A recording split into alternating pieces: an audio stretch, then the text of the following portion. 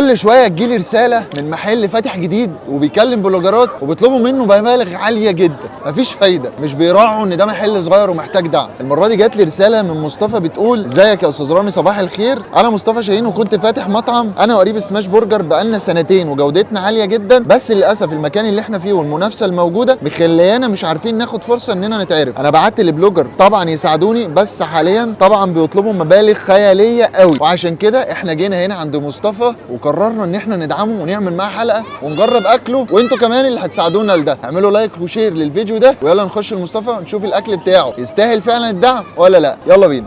السلام عليكم. سلام حبيبي، عامل ايه؟ الحمد لله. ايه الاخبار؟ تعالى بره كده بس شويه معلش.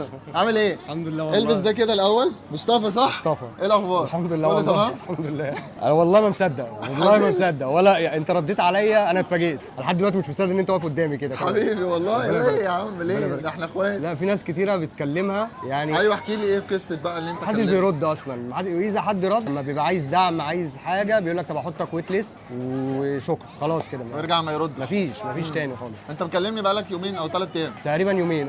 تقريبا يومين. ما اتاخرتش عليك خالص. والله انت جيت كمان، انت مش رديت بقى، انت جيت كمان. حبيبي والله. انت فاتح بقالك قد ايه بقى؟ احكي لي. بالظبط كده سنتين في المكان سنتين. دوت. سنتين. بتعمل ايه بقى هنا؟ سماش برجر، سماش، وعندنا 4 انواع فراخ بنعمله، والاساسي سماش برجر كارملايزد بيكون مشروم والتشيز. دول حاجات احنا بنعملها برضو، يعني حاجات فريش. الكارملايزد والمشروم حاجات فريش بخلطه احنا بنعملها، طعم في حته ثانيه خالص. احنا بقى هندوق ونقول الطعم في حته ثانيه والله ولا في حته اولى؟ في حته ثانيه والله. طب يا جماعه قبل جرب ما المشروم. نكمل الفيديو ده اعملوا لايك وشير عشان خاطر ندوق الحاجه بتاعت مصطفى ونقول لكم هي في حته ثانيه ولا في حته اولى. يا مسهل. وبصراحه المكان هناك مش الاكل بس، لا ده مول متكامل فيه كل حاجه تقدر تخرج اسرتك وهيتبسطوا جدا بالمكان. في كافيهات وفي مطاعم كتير، بس اللي هياكل في مطعم غير سماش باني هزعل منه بجد. وطبعا اهم لحظه ان اجرب الاكل بنفسي واقول لكم رايي. مبدئيا الاكل شكله تحفه بجد، خامات عاليه جدا، وده انا شفته بنفسي وهما بيجهزوا الاكل. يلا بينا نجهز احلى سندوتشات وندوق مع بعض. السندوتشات عندهم مخدومه جدا بصراحه، من حيث اللحمه والصوصات وكل حاجه مظبوطه. يلا نجرب. بسم الله الرحمن الرحيم. بجد الاكل تحفه قوي، وطعم اللحمه باين جدا وكمان فريش. انصحكم تجربوا الاكل. وطبعا انتوا عارفين اني مش فود بلوجر ودي حلقه دعم، فمعلش مش عارف اقول زي الفود بلوجر ما بيعملوا بالظبط. وكمان عندهم عروض حلوه جدا مناسبه للاسر والاصدقاء والتجمعات، اسالوا عليها. عنوان سماش باني في مدينه نصر، مول دا سنترو، حي السفارات،